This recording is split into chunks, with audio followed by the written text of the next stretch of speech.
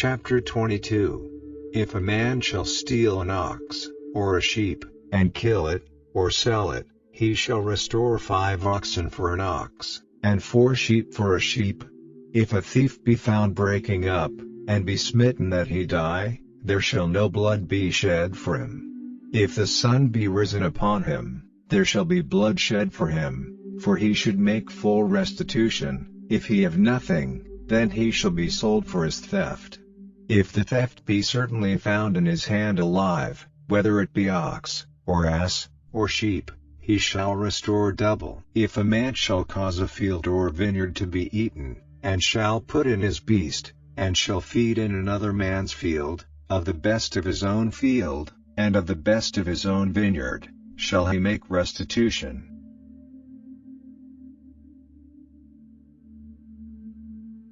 If fire break out, and catch in thorns, so that the stacks of corn, or the standing corn, or the field, be consumed therewith, he that kindled the fire shall surely make restitution. If a man shall deliver unto his neighbor money or stuff to keep, and it be stolen out of the man's house, if the thief be found, let him pay double. If the thief be not found, then the master of the house shall be brought unto the judges, to see whether he have put his hand unto his neighbor's goods. For all manner of trespass, whether it be for ox, for ass, for sheep, for raiment, or for any manner of lost thing, which another challengeth to be his, the cause of both parties shall come before the judges, and whom the judges shall condemn, he shall pay double unto his neighbor. If a man deliver unto his neighbor an ass, or an ox, or a sheep, or any beast, to keep, and it die, or be hurt, or driven away, no man seeing it, then shall an oath of the Lord be between them both, that he hath not put his hand unto his neighbor's goods, and the owner of it shall accept thereof, and he shall not make it good. And if it be stolen from him, he shall make restitution unto the owner thereof. If it be torn in pieces, then let him bring it for witness, and he shall not make good that which was torn. And if a man borrow aught of his neighbor, and it be hurt, or die, the owner thereof being not with it, he shall surely make it good.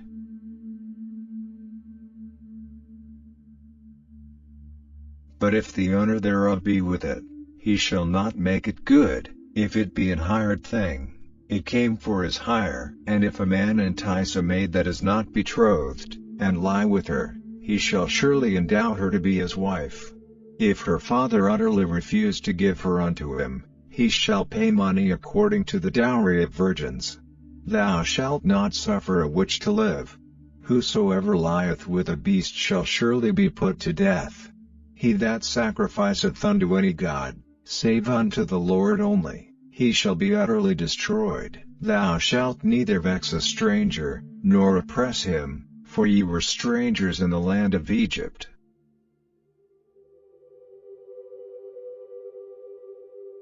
Ye shall not afflict any widow, or fatherless child.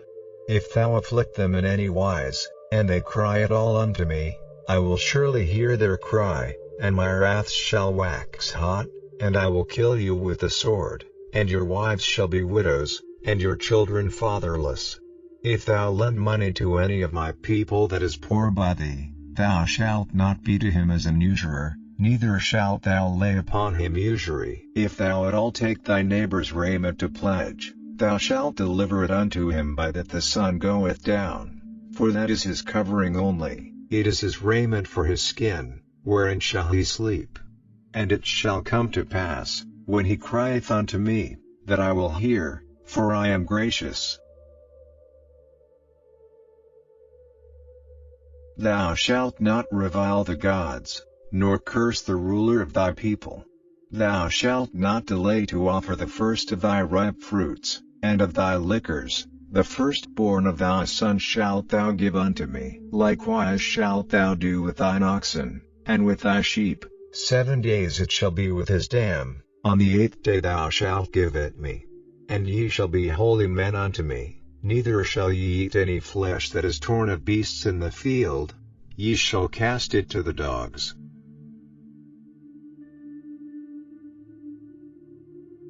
Chapter 23. Thou shalt not raise a false report. Put not thine hand with the wicked to be an unrighteous witness. Thou shalt not follow a multitude to do evil, neither shalt thou speak in a cause to decline after many to wrest judgment, neither shalt thou countenance a poor man in his cause. If thou meet thine enemy's ox or his ass going astray, thou shalt surely bring it back to him again. If thou see the ass of him that hateth thee lying under his burden, and wouldest forbear to help him, thou shalt surely help with him. Thou shalt not wrest the judgment of thy poor in his cause.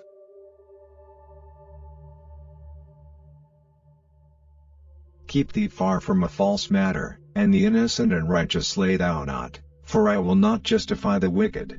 And thou shalt take no gift, for the gift blindeth the wise, and perverteth the words of the righteous. Also thou shalt not oppress a stranger, for ye know the heart of a stranger, seeing ye were strangers in the land of Egypt. And 6 years thou shalt sow thy land, and shalt gather in the fruits thereof, but the 7th year thou shalt let it rest and lie still, that the poor of thy people may eat, and what they leave the beasts of the field shall eat. In like manner thou shalt deal with thy vineyard, and with thy oliveyard. 6 days thou shalt do thy work, and on the 7th day thou shalt rest, that thine ox and thine ass may rest, and the son of thy handmaid, and the stranger, may be refreshed. And in all things that I have said unto you be circumspect, and make no mention of the name of other gods, neither let it be heard out of thy mouth. 3 times thou shalt keep a feast unto me in the year. Thou shalt keep the feast of unleavened bread. Thou shalt eat unleavened bread 7 days, as I commanded thee, in the time appointed of the month Abib, for in it thou camest out from Egypt, and none shall appear before me empty. And the feast of harvest, the first fruits of thy labors, which thou hast sown in the field, and the feast of ingathering, which is in the end of the year, when thou hast gathered in thy labors out of the field. 3 times in the year all thy males shall appear before the Lord God.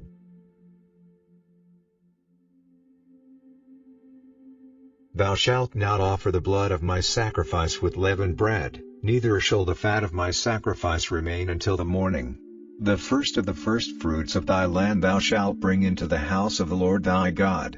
Thou shalt not see the kid in his mother's milk. Behold, I send an angel before thee, to keep thee in the way, and to bring thee into the place which I have prepared. Beware of him, and obey his voice, provoke him not, for he will not pardon your transgressions, for my name is in him. But if thou shalt indeed obey his voice, and do all that I speak, then I will be an enemy unto thine enemies, and an adversary unto thine adversaries.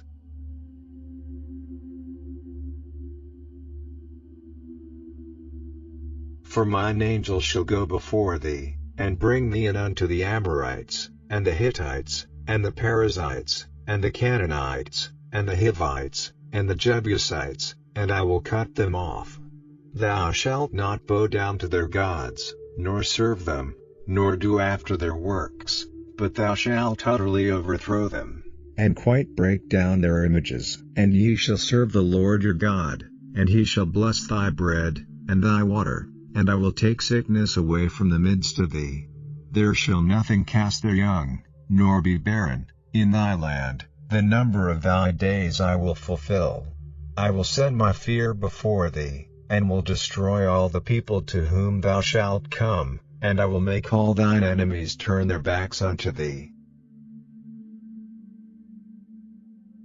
And I will send hornets before thee, which shall drive out the Hivite, the Canaanite, and the Hittite, from before thee. I will not drive them out from before thee in 1 year, lest the land become desolate, and the beast of the field multiply against thee. By little and little I will drive them out from before thee, until thou be increased, and inherit the land. And I will set thy bounds from the Red Sea even unto the sea of the Philistines, and from the desert unto the river, for I will deliver the inhabitants of the land into your hand, and thou shalt drive them out before thee. Thou shalt make no covenant with them, nor with their gods. They shall not dwell in thy land, lest they make thee sin against me, for if thou serve their gods, it will surely be a snare unto thee.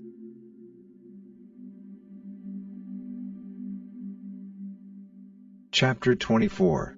And he said unto Moses, Come up unto the Lord, thou, and Aaron, Nadab, and Abihu, and 70 of the elders of Israel, and worship ye afar off. And Moses alone shall come near the Lord, but they shall not come nigh, neither shall the people go up with him. And Moses came and told the people all the words of the Lord, and all the judgments, and all the people answered with one voice, and said, All the words which the Lord hath said will we do. And Moses wrote all the words of the Lord, and rose up early in the morning, and builded an altar under the hill, and 12 pillars, according to the 12 tribes of Israel.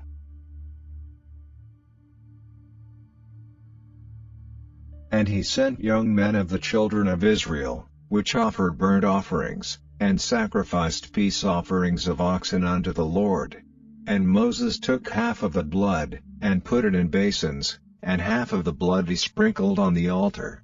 And he took the book of the covenant, and read in the audience of the people, and they said, All that the Lord hath said will we do, and be obedient. And Moses took the blood, and sprinkled it on the people, and said, Behold the blood of the covenant, which the Lord hath made with you concerning all these words. Then went up Moses, and Aaron, Nadab, and Abihu, and 70 of the elders of Israel. And they saw the God of Israel, and there was under his feet as it were a paved work of a sapphire stone, and as it were the body of heaven in his clearness. And upon the nobles of the children of Israel he laid not his hand. Also they saw God, and did eat and drink. And the Lord said unto Moses, Come up to me into the mount, and be there, and I will give thee tables of stone, and a law, and commandments which I have written, that thou mayest teach them. And Moses rose up, and his minister Joshua, and Moses went up into the mount of God. And he said unto the elders, Tarry ye here for us, until we come again unto you, and, behold, Aaron and Hur are with you. If any man have any matters to do, let him come unto them. And Moses went up into the mount, and a cloud covered the mount, and the glory of the Lord abode upon Mount Sinai, and the cloud covered it 6 days. And the 7th day he called unto Moses out of the midst of the cloud. And the sight of the glory of the Lord was like devouring fire on the top of the mount in the eyes of the children of Israel. And Moses went into the midst of the cloud, and gat him up into the mount, and Moses was in the mount 40 days and 40 nights.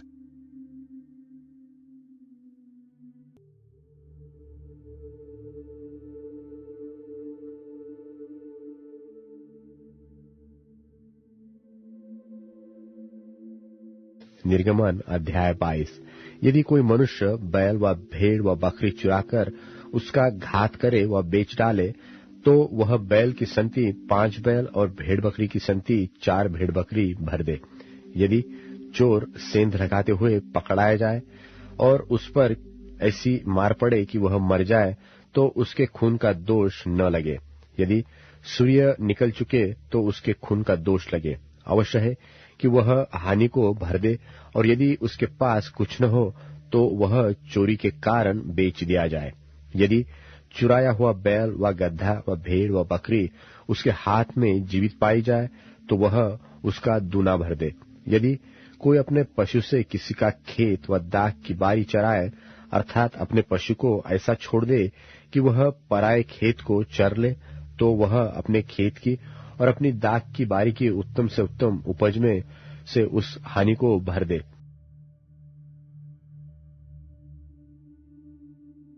यदि कोई आग लगाए और वह कांटों में लग जाए और फूलों के ढेर व अनाज व खड़ा खेत जल जाए, तो जिसने आग जलाई हो वह निश्चय हानि को भर दे।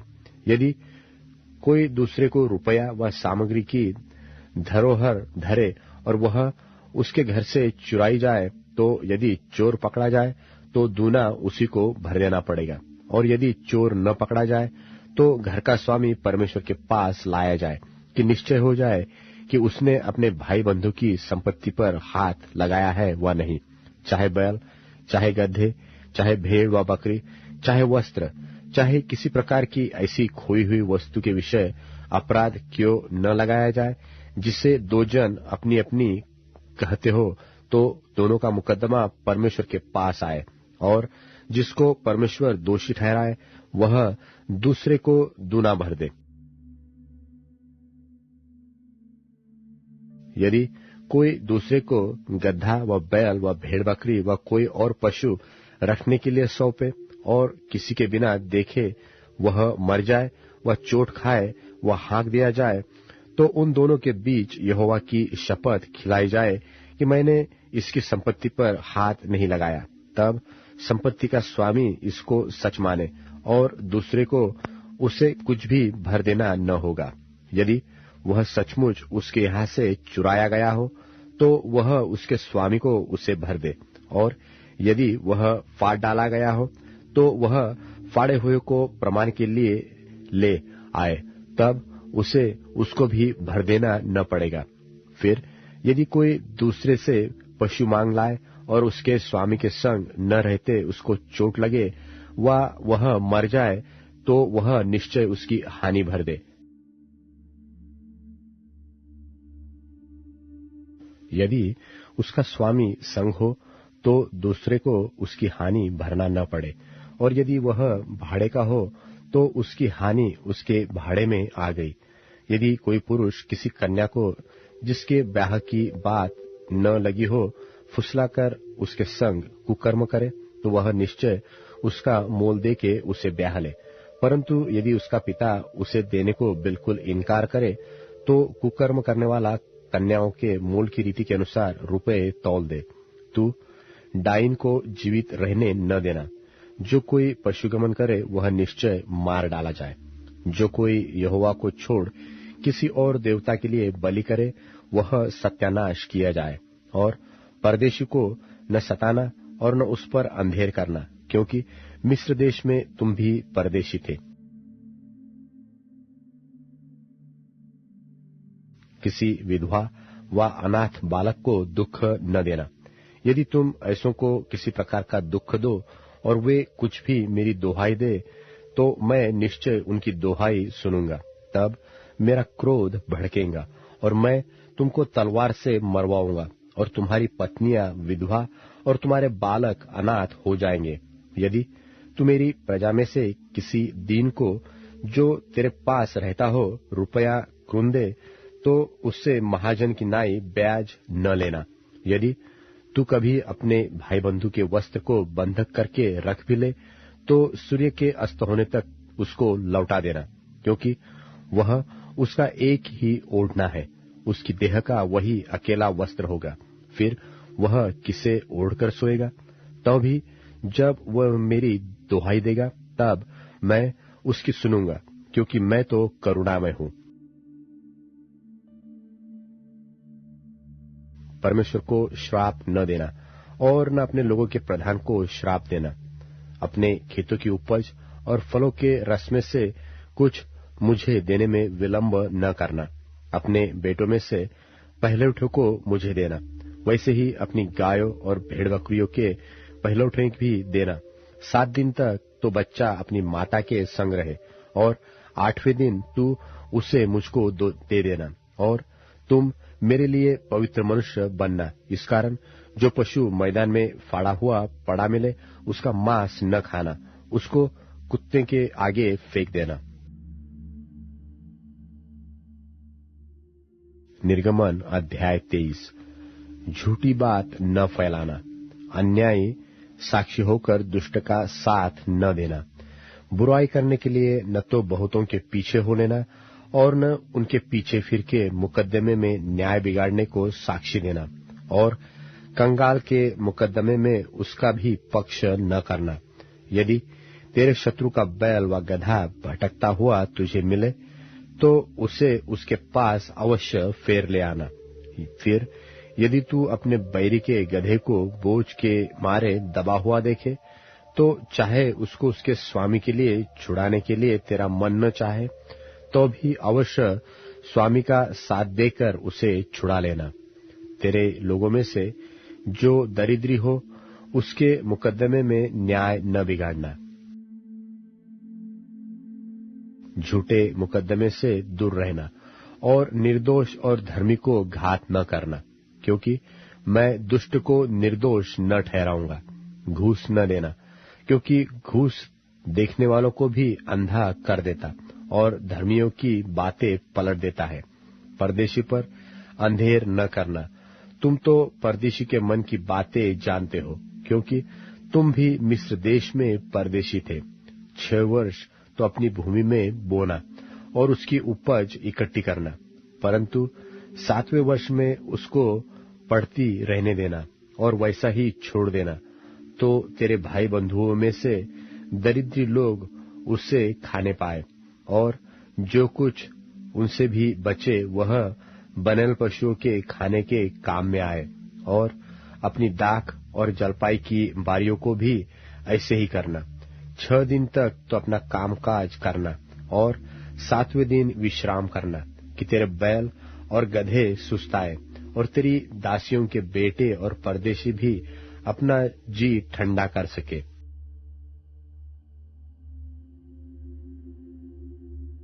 और जो कुछ मैंने तुमसे कहा है उसमें सावधान रहना और दूसरे देवताओं के नाम की चर्चा न करना, वरन वे तुम्हारे मुंह से सुनाई भी न दे।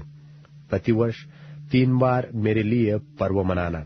अखमीरी रोटी का पर्व मनाना, उसमें मेरी आज्ञा के अनुसार अबीब महीने के नियत समय पर 7 दिन तक अखमीरी रोटी खाया करना, क्योंकि उसी महीने में तुम मिस्र से निकल आए। और मुझको कोई छूछे हाथ अपना मुंह न दिखाए। और जब तेरी बोई हुई खेत की पहली उपज तैयार हो तब कटनी का पर्व मनाना। और वर्ष के अंत में जब तू परिश्रम के फल बटोर के ढेर लगाए तब बटोरन का पर्व मनाना। प्रतिवर्ष 3 बार तेरे सब पुरुष प्रभु यहोवा को अपना मुंह दिखाए। मेरे बलि पशु का लोहू खमीरी रोटी के संग न चढ़ाना, और न मेरे पर्व के उत्तम बलिदान में से कुछ बिहान तक रहने देना। अपनी भूमि की पहली उपज का पहला भाग अपने परमेश्वर यहोवा के भवन में ले आना। बकरी का बच्चा उसकी माता के दूध में न पकाना। सुन, मैं एक दूत तेरे आगे आगे भेजता हूँ, जो मार्ग में तेरी रक्षा करेगा, और जिस स्थान को मैंने तैयार किया है उसमें तुझे पहुंचाएगा। उसके सामने सावधान रहना और उसकी मानना, उसका विरोध न करना, क्योंकि वह तुम्हारा अपराध क्षमा न करेगा, इसलिए कि उसमें मेरा नाम रहता है। और यदि तू सचमुच उसकी माने और जो कुछ मैं कहूँ वह करे, तो मैं तेरे शत्रुओं का शत्रु और तेरे द्रोहियों का द्रोही बनूंगा। इस रीति मेरा दूत तेरे आगे आगे चलकर तुझे एमोरी, हित्ती, परिज्जी, कनानी, हिव्वी और यबूसी लोगों के यहाँ पहुंचाएगा, और मैं उनको सत्यानाश कर डालूंगा।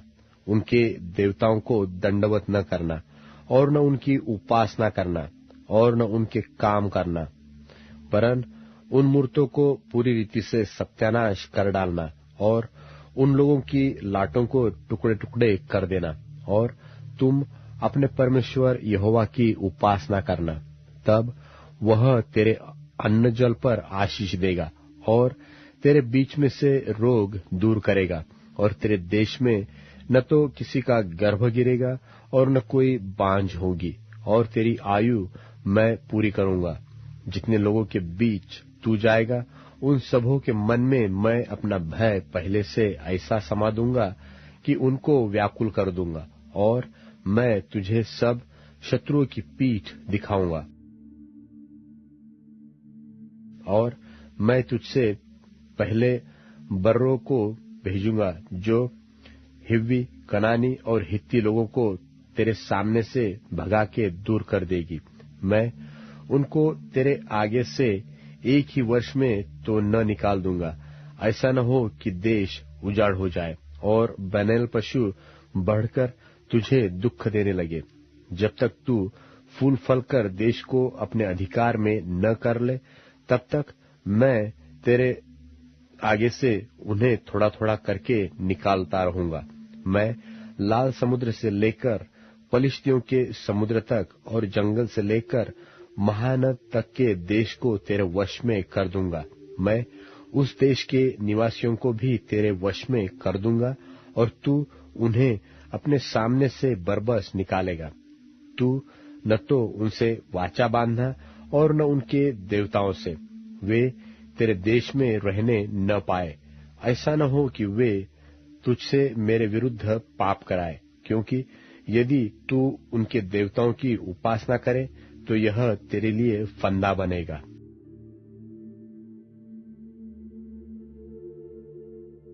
निर्गमन अध्याय 24। फिर उसने मूसा से कहा, तू हारून, नादाब, अबीहू और इस्राएलियों के 70 पुरनियों समेत यहोवा के पास ऊपर आकर दूर से दंडवत करना। और केवल मूसा यहोवा के समीप आए, परंतु वे समीप न आए और दूसरे लोग उसके संग ऊपर न आए। तब मूसा ने लोगों के पास जाकर यहोवा की सब बातें और सब नियम सुना दिए। तब सब लोग एक स्वर से बोल उठे कि जितनी बातें यहोवा ने कही है उन सब बातों को हम मानेंगे। तब मूसा ने यहोवा के सब वचन लिख दिए और बिहान को सवेरे उठकर पर्वत के नीचे एक वेदी और इस्राएल के 12 गोत्रों के अनुसार 12 खंबे भी बनवाए।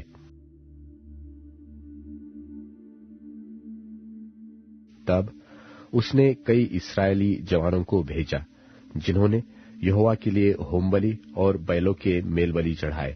और मूसा ने आधा लोहू तो लेकर कटोरों में रखा और आधा वेदी पर छिड़क दिया। तब वाचा की पुस्तक को लेकर लोगों को पढ़ सुनाया। उसे सुनकर उन्होंने कहा, जो कुछ यहोवा ने कहा है उस सब को हम करेंगे और उसकी आज्ञा मानेंगे। तब मूसा ने लोहू को लेकर लोगों पर छिड़क दिया और उनसे कहा, देखो, यह उस वाचा का लोहू है जिसे यहोवा ने इन सब वचनों पर तुम्हारे साथ बांधी है। तब मूसा, हारून, नादाब, अबीहू और इस्राएलियों के 70 पुरनिये ऊपर गए।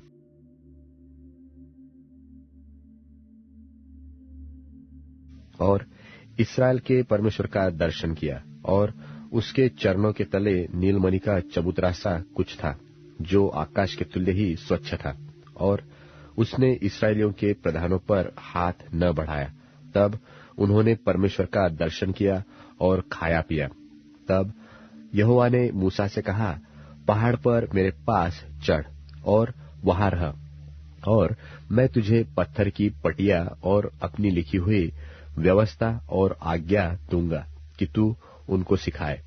तब मूसा यहोशू नाम अपने टहलुए समेत परमेश्वर के पर्वत पर चढ़ गया। और पुरनियों से वह यह कह गया कि जब तक हम तुम्हारे पास फिर न आए तब तक तुम यही हमारी बाट जोहते रहो। और सुनो, हारून और हूर तुम्हारे संग है, तो यदि किसी का मुकद्दमा हो तो उन्हीं के पास जाए। तब मूसा पर्वत पर चढ़ गया और बादल ने पर्वत को छा लिया। तब यहोवा के तेज ने सीनै पर्वत पर निवास किया और वह बादल उन पर 6 दिन तक छाया रहा। और 7वें दिन उसने मूसा को बादल के बीच में से पुकारा। और इस्राएलियों की दृष्टि में यहोवा का तेज पर्वत की चोटी पर प्रचंड आग सा देख पड़ता था। तब मूसा बादल के बीच में प्रवेश करके पर्वत पर चढ़ गया। और मूसा पर्वत पर 40 दिन और 40 रात रहा।